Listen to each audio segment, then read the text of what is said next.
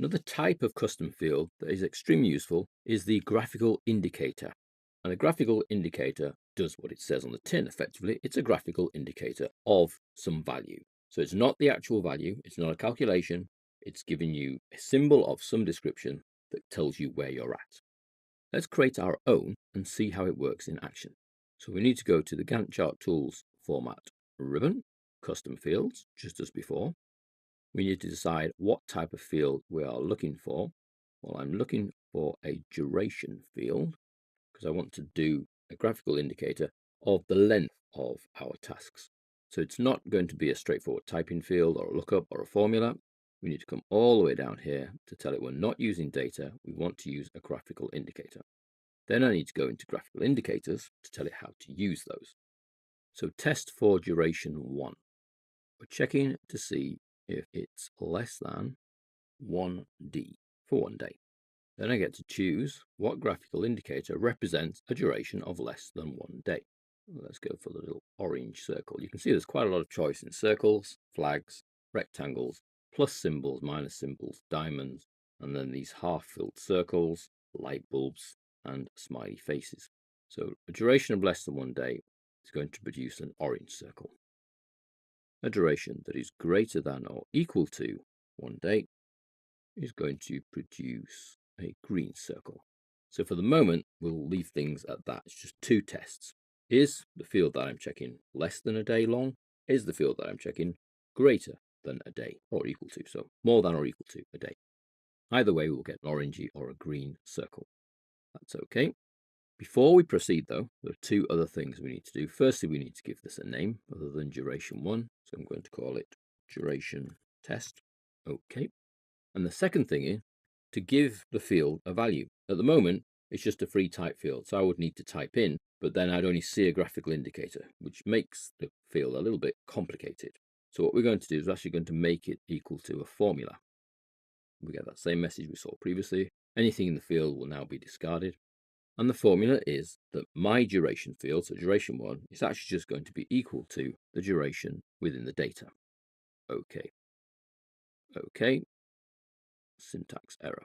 Okay, the syntax error is I've repeated the equals sign because the equals is already here, if you see what I mean. Duration test equals, and then I carry on with the rest of the equation. Okay, my new field, which is the duration, is actually going to be equal to the actual duration of a task. Instead of then displaying that duration, I've used the graphical indicators to give me an orange circle if it's less than a day, or a green circle if it's more than or equal to a day. Okay, okay. Then I need to make use of my new field. So let's insert it here at the beginning. Insert column. D will jump me down to the D's, duration 1. And there we have a set of orange and green circles. So the orange ones should be less than a day, 6 hours and 1 hour, they're less than a day. Green should be more than a day. If I change the physical duration, so perhaps removing the fridge takes 3 days, we see the graphical indicator responds. It's now green as opposed to orange. And my example was pretty basic. I only used 2 graphical indicators, but you could use a whole range to indicate where you're currently at in the process. I also used it for duration. So this value here exactly maps this value here, but we just see the graphical indicator. So if we go back to custom fields, choose the correct type, there's duration, I can go in and make further advances in the tests. So if it's greater than or equal to 1 day, if it's greater than or equal to 2 days, we'll have a different color and we'll even use a different shape. Let's flag that with an orange flag. So okay. So now anything over 2 days, for example, fixed new units, should have changed. The reason it hasn't is because of the order of the flags.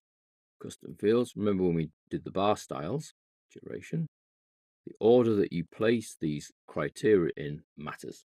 So as soon as it hits a matching criteria, so greater than or equal to 1 day, I'm a green circle, it doesn't check any more down the list. So in this case, I need to move, if it's greater than 2 days, higher up.